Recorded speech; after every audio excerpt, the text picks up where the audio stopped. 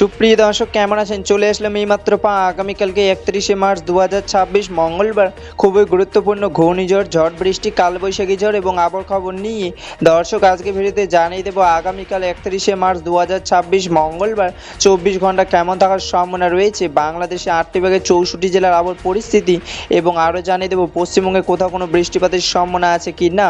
এবার জেনে নিই এক নজরে দর্শক। ইতিমধ্যে গত 24 ঘন্টায় আবহবিদ বাংলাদেশের সর্বনিম্ন তাপমাত্রা রেকর্ড করেছেন গোপালগঞ্জে 29 থেকে 30 ডিগ্রি সেলসিয়াস এবং আবহবিদ আরও জানিয়েছেন ইতিমধ্যে গোপালগঞ্জ, রাজশাহী, চট্টগ্রাম ও পঞ্চগড় জেলায় আকাশ মেঘলা এবং আগামী কয়েকদিন মেঘলা আকাশ থাকার সম্ভাবনা রয়েছে এবং পশ্চিমবঙ্গে আবহাওয়া অধিদপ্তর সর্বনিম্ন তাপমাত্রা রেকর্ড করেছেন হলদিয়া, বর্ধমান এবং রায়গঞ্জে 28 থেকে 29 ডিগ্রি সেলসিয়াস এবং পশ্চিমবঙ্গে বাঁকুড়া, বর্ধমান, মুর্শিদাবাদ, রায়গঞ্জ, কলকাতা, মালদা, হুগলি, হলদিয়া, খড়গপুর কয়েকদিন মেঘলা আকাশ থাকার সম্ভাবনা রয়েছে।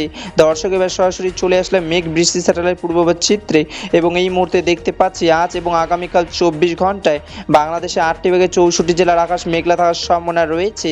আপাতত 24 ঘন্টা রংপুর, রাজশাহী, টাঙ্গাইল, সিলেট, চট্টগ্রামে হালকা মেঘ বৃষ্টি পড়ার সম্ভাবনা রয়েছে এবং পশ্চিমবঙ্গের রায়গঞ্জ, মালদা, মুর্শিদাবাদ, বাঁকুড়া, কলকাতা, হলদিয়া হালকা বৃষ্টি পড়ার সম্ভাবনা রয়েছে। 31শে মার্চ 2026 মঙ্গলবারের খবর। ধন্যবাদ।